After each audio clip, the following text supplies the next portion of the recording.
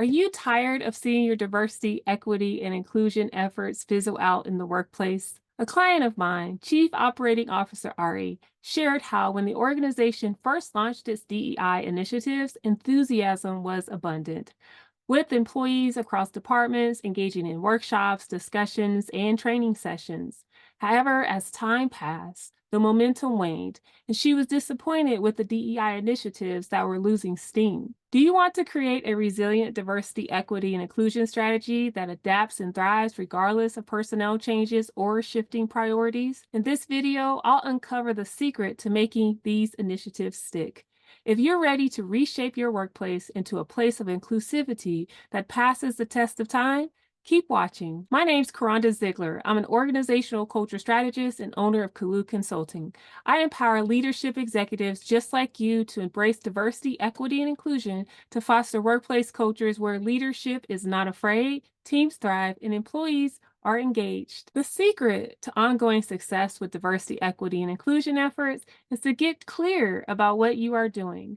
As leadership, employees ask you to address inequities and solve issues of inclusion and belonging like tomorrow, or they wanted changes yesterday. However, in this urgency, we miss thinking about long-term sustainability. As a result of wanting to address the problem immediately, this sense of urgency leads to fragmentation, little time for planning and reflection, and it keeps your diversity, equity, and inclusion progress to a minimum. Diversity, equity, and inclusion isn't only about action, but most importantly is about outcomes. In many diversity, equity, and inclusion plans, it's unclear on what the end destination is, or we fail to recognize that the end destination has changed. You need to ask yourself, what outcomes do we want to achieve? So focusing on outcomes versus focusing on doing. I've worked with clients who wanted DEI training sessions focused on expanding individual awareness. Yet what they really wanted was for people to work better together. What they wanted from the training, the outcome, was actually team effectiveness, and they hoped that by offering DEI training for individual personal and professional development, inadvertently teams would improve. However, when left to chance, individual processes don't always translate to team dynamics, but all is not lost. Often I work with my clients to develop a process for translating individual awareness and understanding into team outcomes and effectiveness based on their organizational culture. And yet this extra step could be saved when you are clear about what you are doing. Thinking of it this way, if at the end of the day you were given an award for equitable and inclusive culture, what problem would you have solved? Identifying the problem will lead to better solutions and sustained efforts.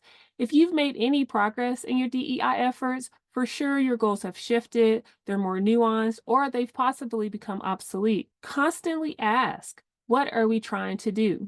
Sustaining your diversity, equity, and inclusion efforts aren't about getting started. It's about getting clear. The portfolio of challenges that fall under the purview of diversity, equity, and inclusion are both broad and expansive. Oppression shows up in many different spaces, and there are many different ways to create new realities, to disrupt oppressive practices, and to dismantle inequitable systems and processes. And as you determine where you are going and what you want to do, this leads to an important question, and that is, what are all the ways that you can get there? With advancing diversity, equity, and inclusion, typical approaches that you would use for work, they are insufficient. As often the case, we jump into diversity, equity, and inclusion work without regard to what it actually means to do the work. One nonprofit executive leader shared with me about increasing representational diversity on their staff, but not being prepared for what that meant in terms of organizational change. They failed to consider what it really means to incorporate diverse perspectives and how this required a change to their everyday status quo practices. Incorporating diversity, equity, and inclusion into your overall work practices, and not just in relation to people, is the key to sustainable change. So if you are serious about sustaining your diversity, equity, and inclusion work, you have to think about the assumptions related to doing the work.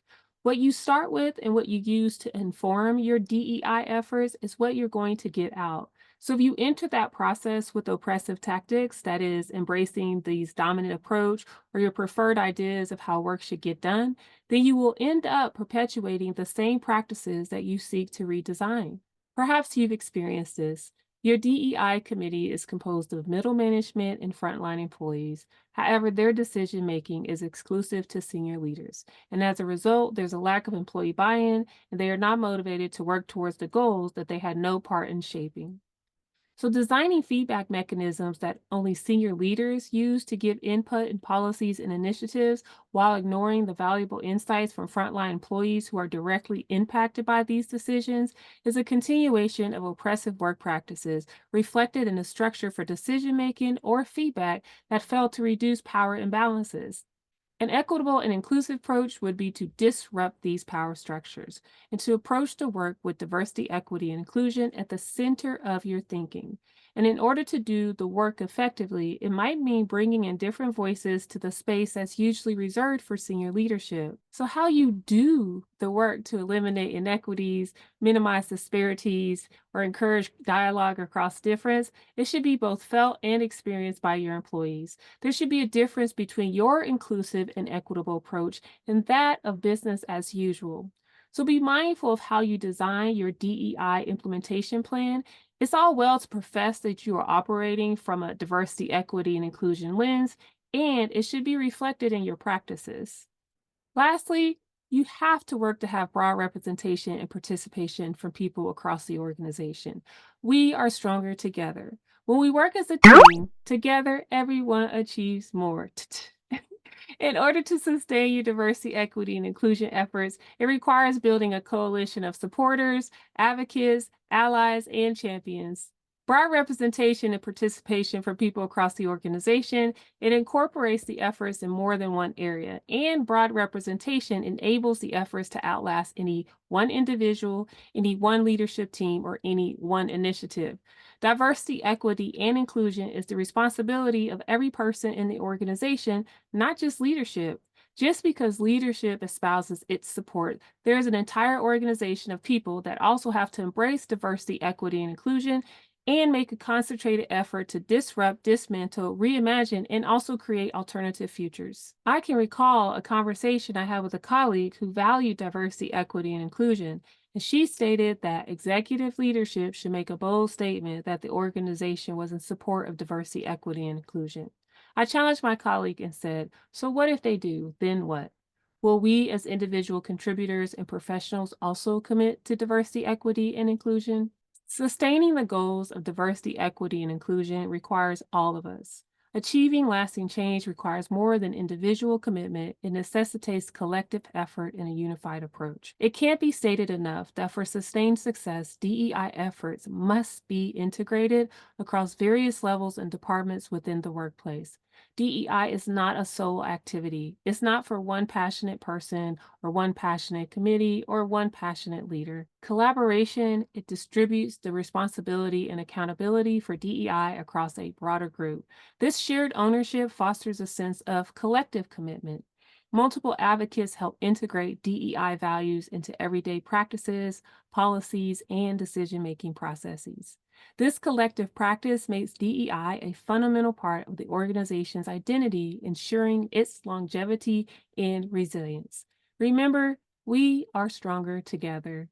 For deeper insights on how to address diversity, equity, and inclusion challenges, be sure to subscribe to my YouTube channel. Be sure to like this video and give it a thumbs up. And don't forget to sign up for my email list. You can find the link to join in the description box below. And remember, no matter who you are and no matter where you are, you matter in disrupting oppressive systems in the workplace.